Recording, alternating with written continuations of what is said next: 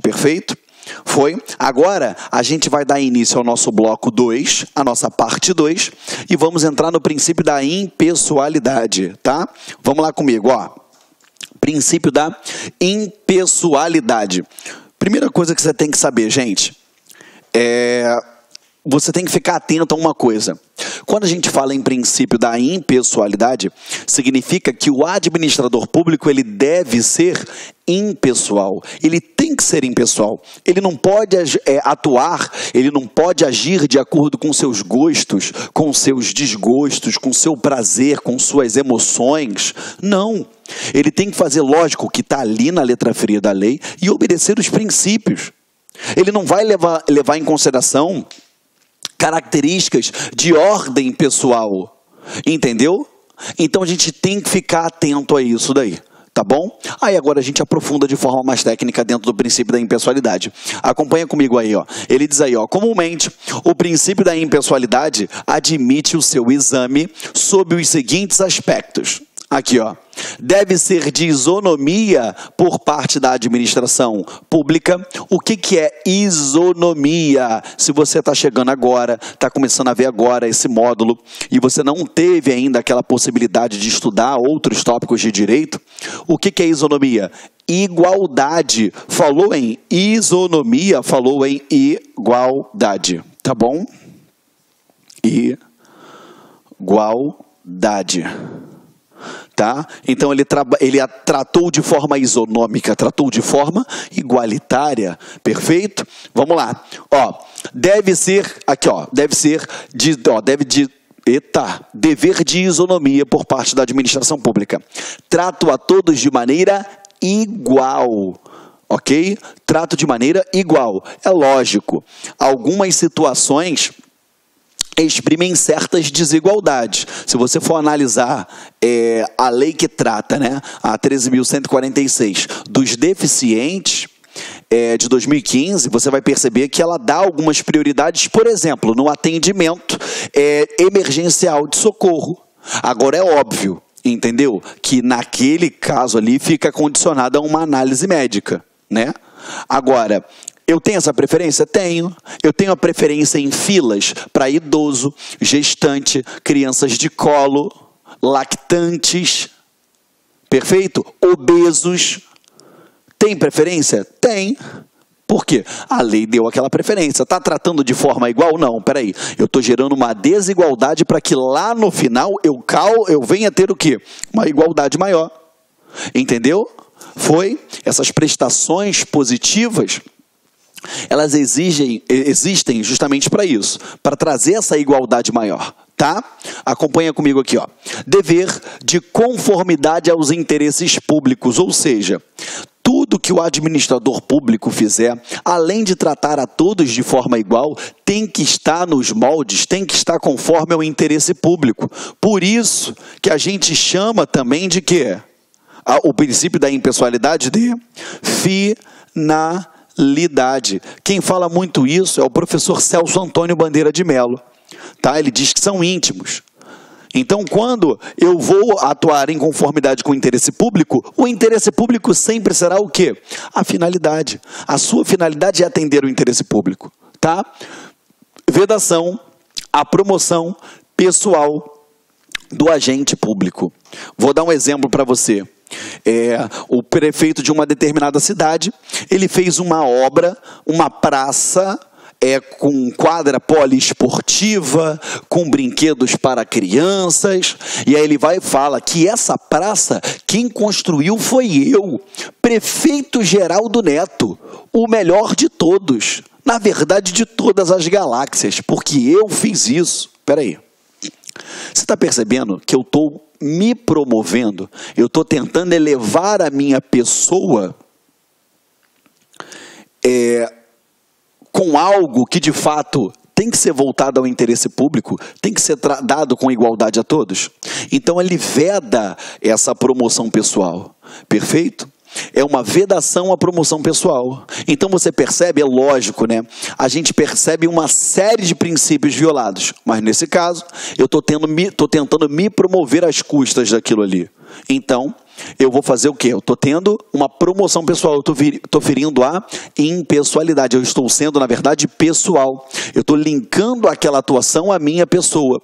Você, se não já estudou, mas você, se já estudou, você vai lembrar, se não estudou, você vai aprender agora, que quando a administração pública ela pratica um determinado ato, aquele ato, ele é imputado ao órgão a qual pertence aquele agente, e não ao agente. Tanto é que quando você está acompanhando aí o noticiário, você percebe que você ouve, né, a notícia que foi efetuada uma prisão pela Polícia Federal. Eles não falam assim, não, porque o agente Felipe prendeu o fulano de tal. Negativo, eles falam que a Polícia Federal efetuou aquela prisão. Por quê? O atuar daquele agente público não fica vinculado à sua imagem, ele não pode ter promoção pessoal com aquilo. É imputado a quê? Ao órgão, à entidade a qual ele pertence. Beleza? O nome disso aí a gente vai aprofunda dentro da teoria dos motivos determinantes, tá bom? Mas aí ou da imputação volitiva, enfim, a gente vai... Lá na frente eu faço essa distinção com vocês, tá bom? Mas, por enquanto, guarde isso daqui que eu estou falando para vocês, tá? Veda essa promoção pessoal, tá? Então, a gente tem que pegar e lembrar disso sempre, tá? Quando a gente fala do princípio da impessoalidade, deixa eu só apagar aqui para fazer um pequeno esboço aqui para vocês, tá? Se eu falei em impessoalidade...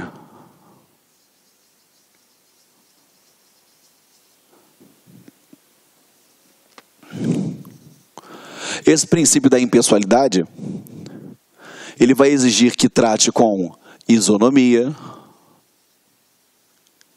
que você já sabe que é a mesma coisa do que igualdade. Ele também vai exigir que atenda o interesse público, que você já sabe que é igual a finalidade. Perfeito? E você sabe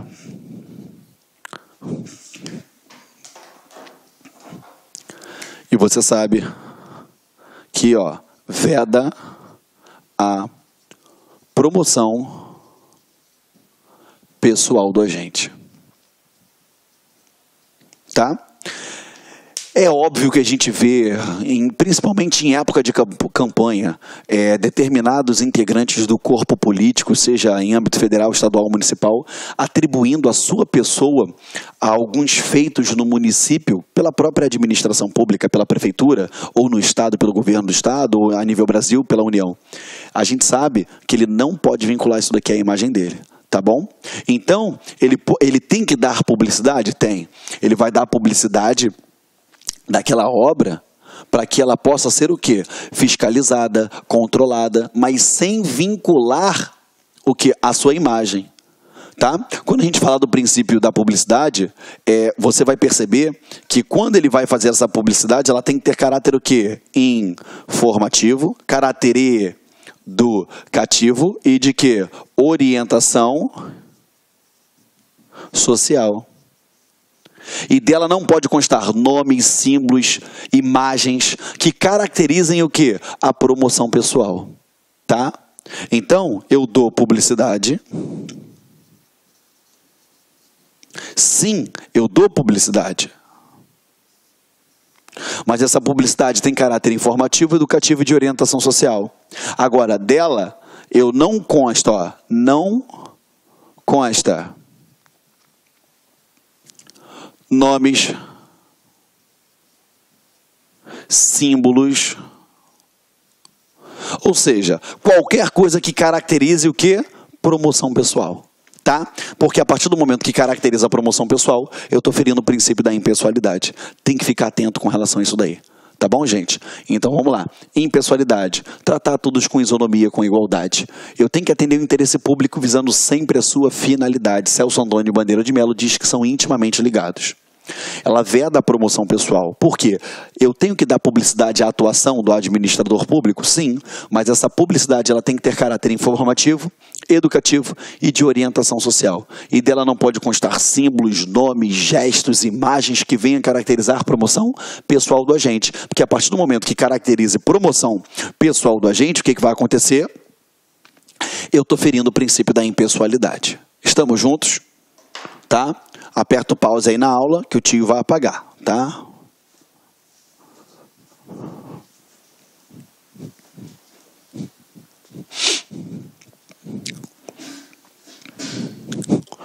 Vamos lá. Continuando aqui, ó. A partir da primeira perspectiva, o princípio da impessoalidade ele estabelece que os atos administrativos eles devem ser praticados tendo em vista o interesse público e não os interesses pessoais do agente ou de terceiros, tá bom? Ele impede assim que a administração beneficie ou prejudique esta ou aquela pessoa. O que eu estava falando para vocês? O agente público, né, o prefeito daquela cidade, ele tinha competência para desapropriar um imóvel. Ele foi lá desapropriar só para prejudicar aquela pessoa. Ou então, ele desapropriou um determinado imóvel, por quê? Só para poder beneficiar uma determinada pessoa. Agindo, seja prejudicando, seja beneficiando, com essa vontade, ele está ferindo a impessoalidade. Tá bom? Vamos lá, acompanha comigo aí.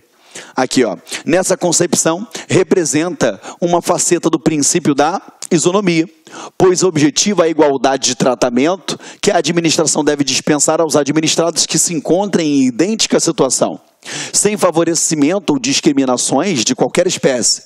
Por isso que a Constituição exige, por exemplo, concurso público para ingresso em cargo efetivo ou em emprego público. Artigo 37, inciso 2, tá? Que obrigatoriamente eu tenho que ter um concurso público de provas ou de provas e títulos para ocupar cargo ou emprego público. Perfeito? A realização de licitação pública para a contratação de obras, serviços, compras e alienações, que está lá no artigo 37, inciso 21. E a gente sabe que a gente vai estudar isso daqui. Essa lei que trata de licitações e que trata dos contratos é a Lei 8666. É uma lei que assusta todo mundo, mas que você vai ver que, ó, é chupeta de você aprender. Molezinha. Não tem nada de difícil nessa lei. Perfeito? É só ter atenção porque ela tem muito detalhe. Entendeu? Tais institutos são formas de dar oportunidades iguais a todos, é óbvio. Por quê? Pensa comigo, se quem fosse trabalhar lá na administração pública fosse um parente, um amigo, ou fosse alguém por algum modo de algum interesse, a gente percebe que se eu não tivesse um processo seletivo, aquele processo seletivo ele poderia se deixar levar por características de ordem subjetivas, entendeu? Quando, na verdade, a administração ela quer ser o quê? O mais límpida possível, tratar todos da maneira mais igualitária possível. Por isso que você tem um concurso público.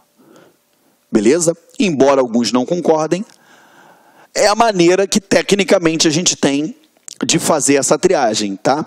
Embora a gente saiba que, às vezes, aquela pessoa extremamente capacitada para o desempenho daquelas funções acaba por não o exercer porque não acertou questões de uma matéria que sequer na prática vai usar. Mas, enfim, mas a outra que acertou está lá e pode ser o quê?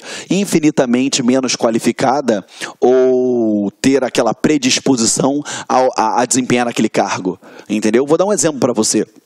Hoje você pega uma prova de... Vamos dar um exemplo, prova de delegado. A prova de delegado, você tem que ter uma pessoa que tem aquela predisposição, aquela preferência em trabalhar naquela área policial, que, lógico, ela demanda uma certa atenção, um zelo, um cuidado, entendeu? E, lógico, né? Tem que gostar daquilo.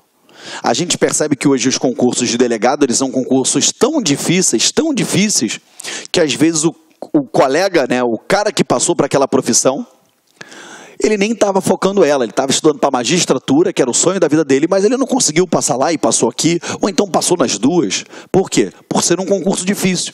E às vezes você acaba eliminando uma pessoa que é extremamente vocacionada justamente por isso. Mas nosso mecanismo de tratar a todos de forma isonômica e com igualdade e impessoalidade é você fazendo um concurso. A mesma coisa diz respeito ao processo licitatório, tá bom?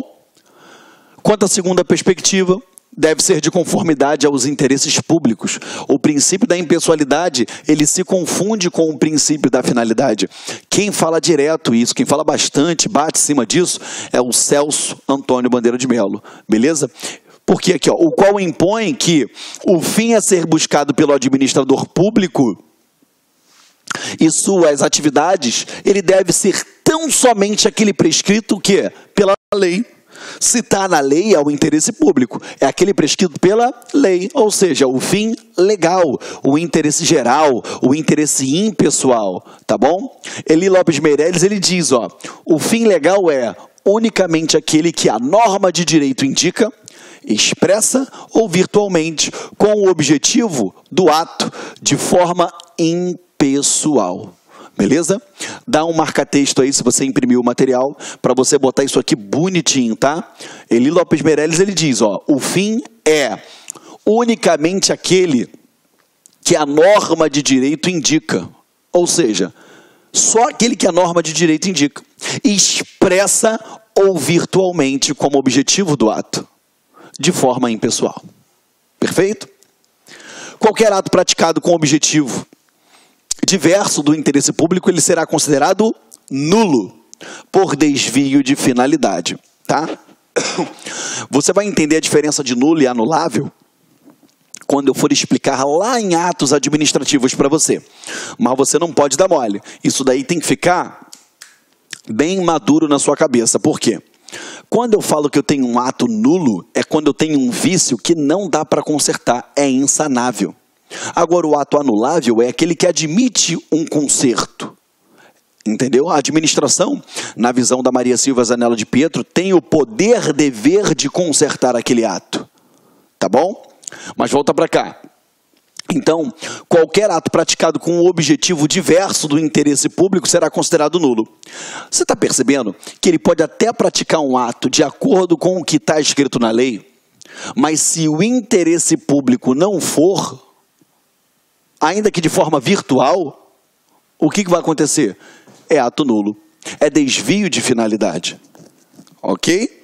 Ou seja, como assim, tio Geraldo? Ato nulo. É nulo por quê? Ainda que ele tenha obedecido o princípio da legalidade, ele não obedeceu o quê? O interesse público, a finalidade, a impessoalidade. É o exemplo que eu torno a falar para vocês, do prefeito que desapropriou para prejudicar um adversário político, ou então desapropriou porque aquele bem ali era de um amigo dele e ele superfaturou aquele valor, enfim. Estamos juntos? Vamos lá? Então presta atenção aí, tá? Outra coisa, ele fala aqui no final, por desvio de finalidade. A gente faz um recordar aqui com vocês, tá bom? Para você nunca confundir isso daí, tá? Eu tenho o abuso do poder. E esse abuso de poder, ele pode ser por excesso, ou ele pode ser por desvio. O abuso de poder pelo excesso é quando o agente público ele atua fora da sua área de competência. A competência dele está aqui, ele atuou fora, houve um excesso. E o desvio que a gente retratou aí, ó. O desvio é quando a gente atua dentro da esfera de poder, a lei diz que ele tem competência para aquilo, mas ele teve fim diverso. Beleza? A gente aprendeu isso lá em poderes, quando eu falei o abuso de poder.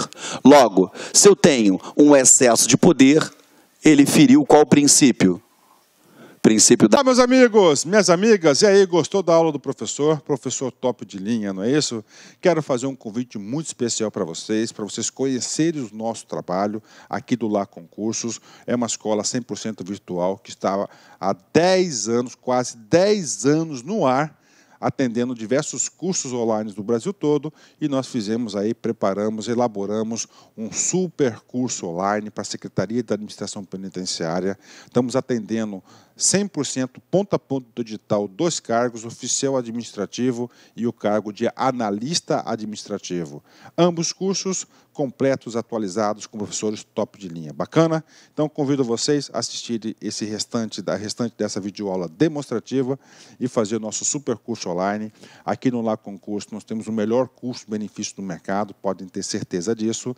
E aqui no Lá Concursos, presta atenção, olha só, curso completaço, ponto a ponto do digital para oficial administrativo por apenas 10 parcelas de R$ 28,00 e para o cargo de analista, 10 parcelinhas de R$ 32,00. Bacana? Espero vocês. Um forte abraço, fique com Deus. Tchau, tchau. Fui. Clique lá.